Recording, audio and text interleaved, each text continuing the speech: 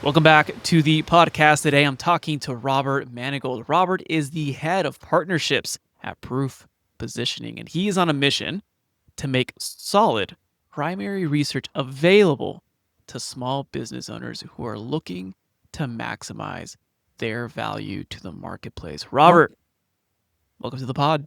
thank you for having me. I really appreciate So we chatted before this, and we were discussing an interesting AI report around how your clients can have more effective conversations. So how pretty much anyone who runs a service-based agency or anyone at this point, if you're working with clients, you're talking about AI, what are the most effective conversations to have? Because here's the thing that I found: when you say AI, when I say AI, when my PhD friend who learned from the Nobel Prize winner about AI on AI, when we say the word, it's completely different. We mean different things.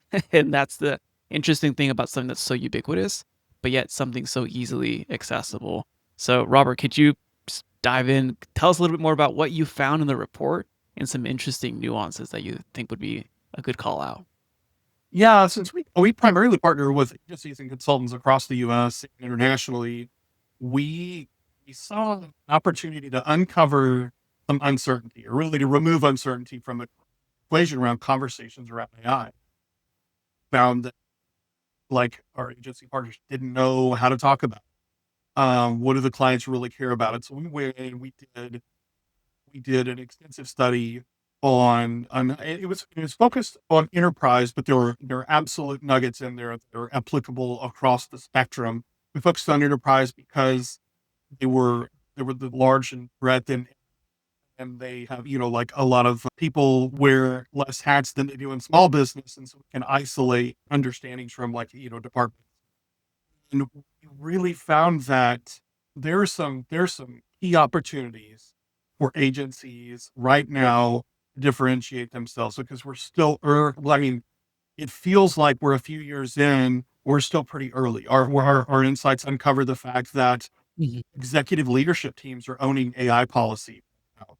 So whether that translates into small business, like owners, they're owning it. When the subject matter or anything like this gets matured, it will typically, probably, ultimately either be owned by IT or legal, or a combination of both.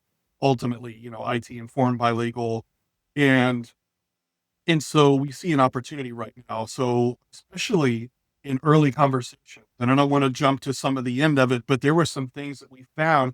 We found this really interesting opportunity early on in a conversation to have have an opportunity for a great question that uncovers where folks are at, and it was like, how eager are you to adopt AI in your organization? Where are you at with AI? Conversation. And that that's their answers separate them into one of kind of like two buckets that we found. If they're really on fire, like, hey, we want to do this yesterday, we're on with, like, the very forward thinking, very technologically sound. Their focus is on implementation, guidance, like getting to speed. Like, they're really wanting to capture as much of the market as possible. And this is on the client side. And when the other bucket is when, a client or a prospect or a current client says, I don't know, we're not really here, we're kind of just dipping toes in the water.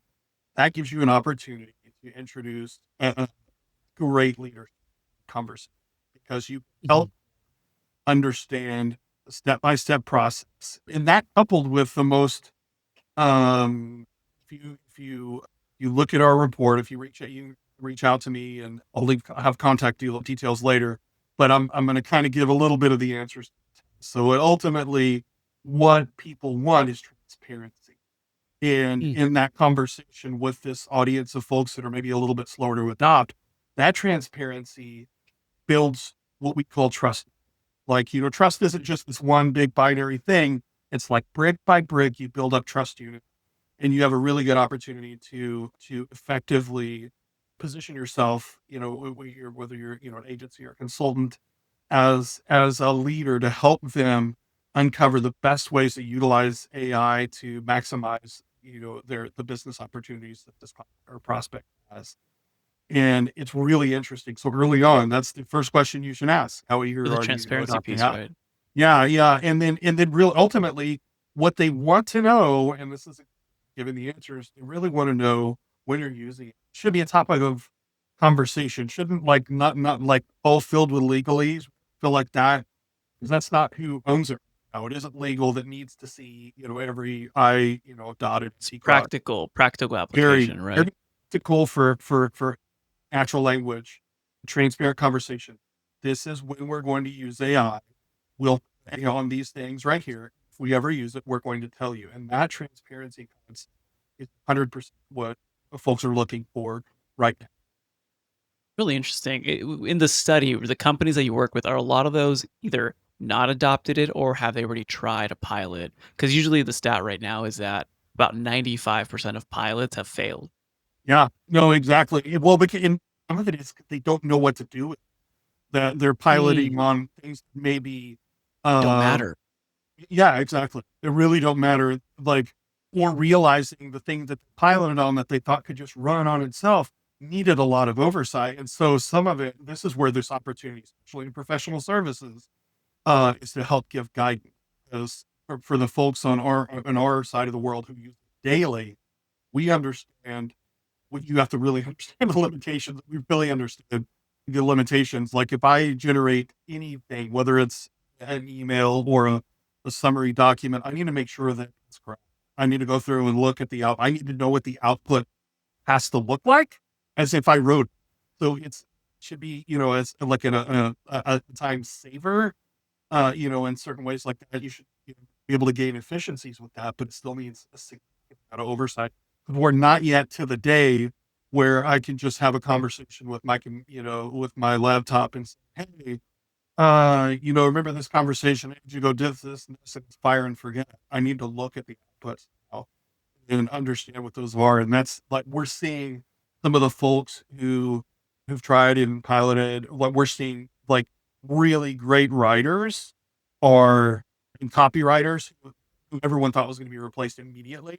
Those are at a premium right now because really great writers know what the output should, but they can output, 5 times more content because they have really great tools that allow them to produce more. So it enables you faster to market, more responsive, and so it's just one of those things. It's a tool I like anything else, and there are responsible and irresponsible ways to use it. Yeah.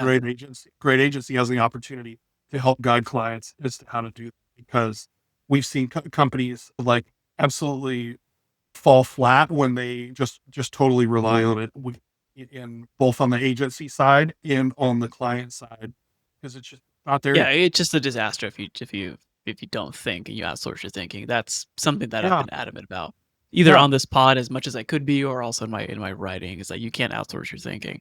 But going back to practical takeaways that we can all like, one of the key things that I really wanted to bring you on here for is that the conversation needs to happen around the transparency of how we're yeah, using the technology for businesses, because I think that's also like it's like a black box. It can feel like how are you using my data? Is it going to be leaked? What's the security there? What is your policy? But also knowing the nuance that the client side, the people using who are most concerned, but also more interested to actually adopt it, either they have board pressure or they need to adopt it because of cost savings, or they want to maximize their human amplification, not just a replacement, which is the better way of looking at things. yeah. It's just like what do I not know? So could you walk us through what were some of the things from the report? Like if you're guiding a client or a prospective client, or let's say you're doing a seminar and you got 30 minutes and you're working, what are some of the things to have a conversation around? Because you mentioned that through this report, business owners are having better conversations with their clients so that they're able to, bridge the gap on AI literacy. What are some of those things, like how it's being used? Is it data security? Do they care more about data security? Do they care more about how do we find those things that are going to save us time or money? Like, what are some of the biggest things that bubbled at the top or that fizzled at the top from the conversations and the survey that you or the Yeah, report that you put together? yeah, there was a couple things found there. So they found like the folks who were a little more sophisticated understand, ask the question, is any of my data ever going to be used to train my models? Like that's the one. And that's in for there are some who don't understand that and there are some who don't know. For in your comment, it'll just be table stakes. course we don't, because you're any of your, but that conversation Has to needs to happen. be It had. has to happen. It has to happen, and it needs to be transparent and upfront about how their data is used. Well, we did find that all of the concepts we tested, so we do this for emotional resonance to Mm. to value propositions and concepts. So we look at things that people care about because that's what drives their decision. Everybody likes to think that they're super logical decision makers, but really your brain makes decisions with its emotional centers and your limbic systems, and then neuroscientists proved that, decades ago. And so we were looking at what they cared about, and what they really cared about is just making sure that you protect their secret sauce. That's the company, their Mhm. competitive advantage. Whether it's IP, whether it's processes, all of those things, they want to make sure that that doesn't go out in the ether and train everyone else. Because we've all heard the stories of, let's say, an RFP goes out and everyone uses the model to do it, and all the responses are identical. So everyone who used that particular tool looked exactly the same, and there was a sea of same. Because our job in this creative world, brand world, where or marketing and sales is to differentiate our clients, Mhm. preserve their key differentiator. That is really that's that thing. When you understand how to frame the conversation around protecting their key differentiators, and know that, like, because that's what they want to know. They want to know that you do you care about them? Do you know them? Do you care about business? All of those things, which may seem odd to have a conversation about, because you're like, well, of course I do. I wouldn't be talking to you. They need It to hear it. sounds They need obvious, to but hear it it. has to happen. It They need to has hear to it. happen. It's one of the things that I do with clients and I talk about a lot is that the the process, so every client, if they're selling services or whatever, they have a unique way of doing that service. But it doesn't matter how unique it is if you don't communicate it. And you don't communicate it by saying, look how cool I am, or look how amazing this is. You communicate it through the sales process. You communicate it through your offering. You communicate it through the user experience. And this is a key thing too. It sounds obvious. Yeah, duh, have these conversations. But it's also, you're framing it in a way to build trust without saying, hey, you can trust us. So say what you need to say without saying it through the process. No, absolutely. There, that's no, that's great. That's a great way to put a fine point on that, because um, like, business is already pretty hard. Like, it's really challenging. There are market forces. We've just going through our economic forecast for next year with some of our partners, and it's already really challenging. Everyone, like, folks need every single bit of help that they can on manage times, especially like if you have consumer facing products, most of them are really competitive all of the time, and every little advantage. And so we get brought in to discover how to best take this product to market, and nuance in that man and like the Mhm. nuance is where that cash is, because companies are made up of people. Those people are unique, and their process is unique, and you marry those two things together, and that's the secret sauce for companies. And as long as you can communicate effectively, that you understand how to protect that and steward that, like, just like a Mhm. fiduciary you would if you're a financial advisor, that's an effective conversation, and good things will happen.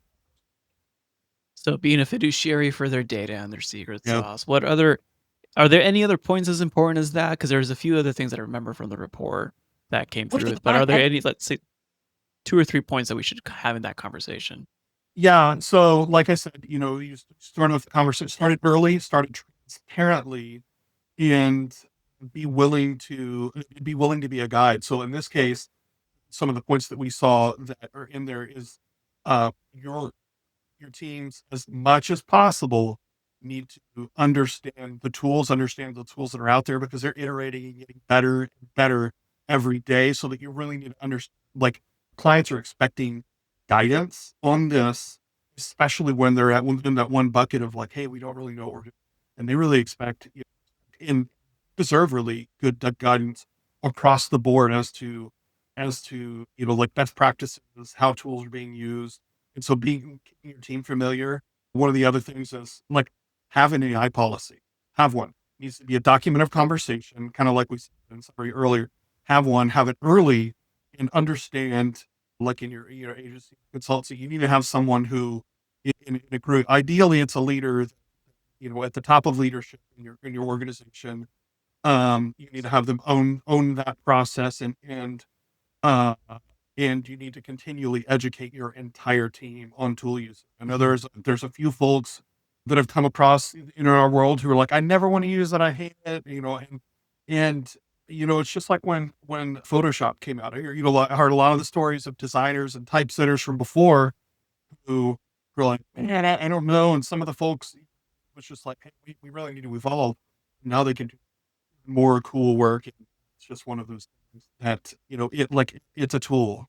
When, like, apart from being like really transparent, I think that those are some of the key things. You need to own it, understand part of our lives. This toothpaste is never going back in that tube ever.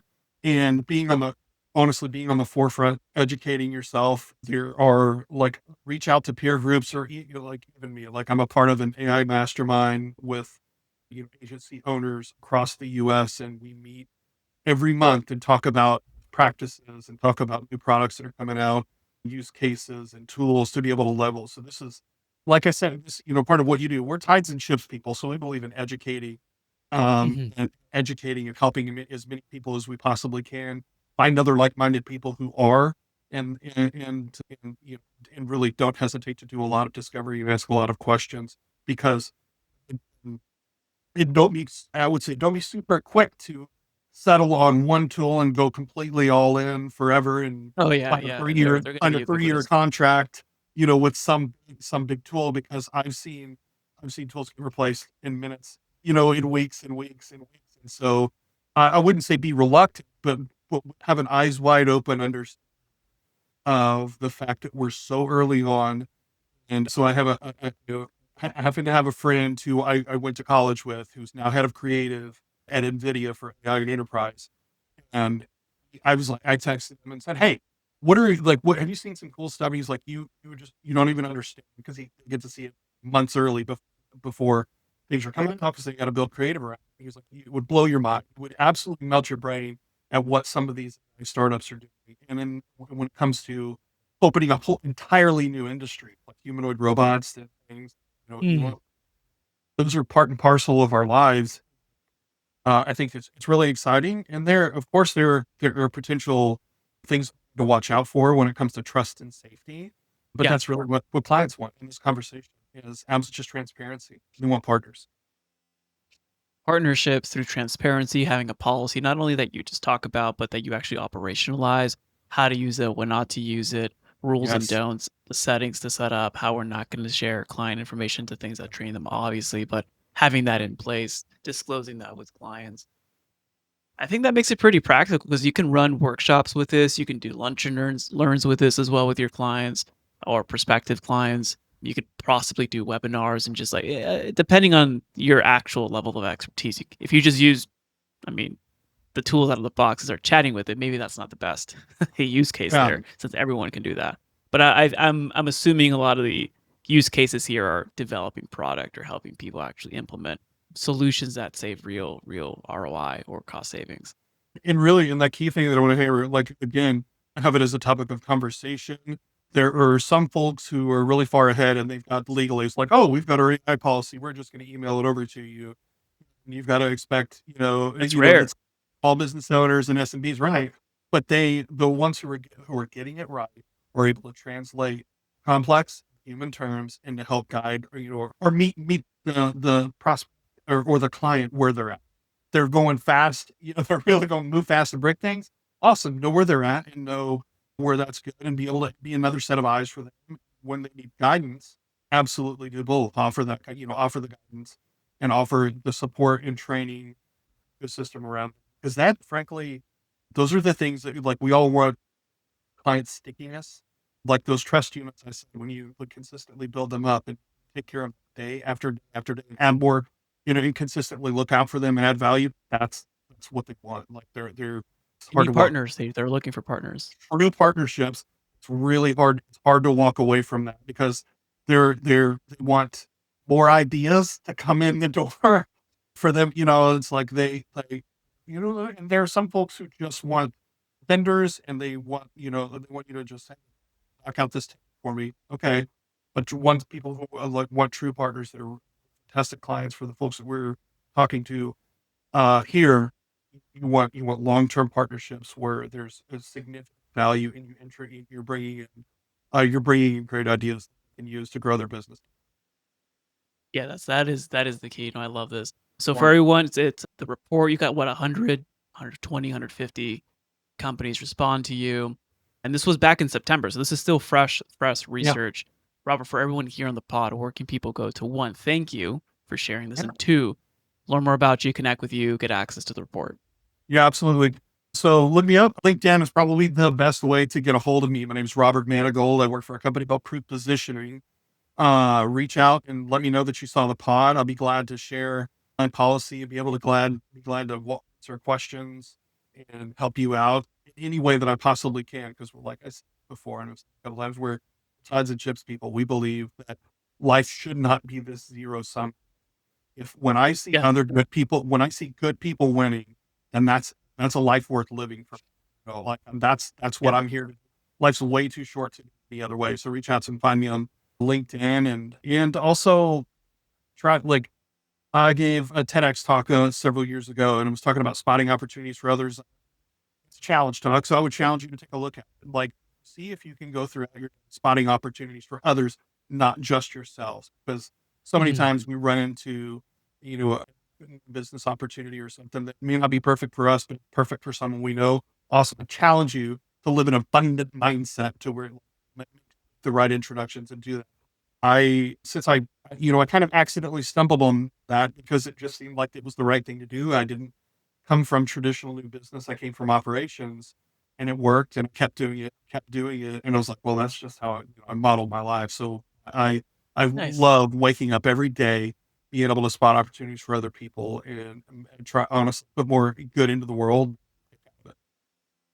I love it. I love it when your work is your craft. Well, Robert, Yeah. I'll put the TEDx on the link below, your email, LinkedIn. We'll put it all there. Thank you again for being generous and being on today. Thank you so much for your time, man. I really enjoyed it. I'm a fan of what you're doing and what you're putting into the world. So keep up the great work. Thank you for listening to the podcast. If you'd like to get more of these podcasts, please go ahead and subscribe to wherever you're watching or listening to the pod. If you have any suggestions or questions that you want me to answer on the pod, or you have a guest that you want me to interview, please go ahead and email me all of your suggestions and questions at podcast@dogoodwork.io. That's podcast@dogoodwork.io. If you'd like to give me public feedback, you can go on Apple Podcasts, and from there, you can leave up to a 5-star review. I would greatly appreciate that. If you like more free resources where you can get my best strategies to help you increase your company's performance and scale profitably, you can get handpicked articles to propel your growth, and you can get trainings and discussions that I give freely online, as well as low cost resources such as my books and guides. You can get all of that by going to dogoodwork.io/resources. 90% of all these resources are not behind any email opt-ins. You can get instant access by going to dogoodwork.io/resources. Now, if you'd like to accelerate your progress and shorten the gap between information and action and start seeing results in your business, let's work together to increase your company's performance and scale profitably and serve more clients without the overwhelm. You can request a free clarity call to see how we can best support you to reach your goals by going to dogoodwork.io/apply. Again, that's dogoodwork.io/apply. As always, it's an honor to be a small part in your journey. This is Raul Hernandez. Do good work.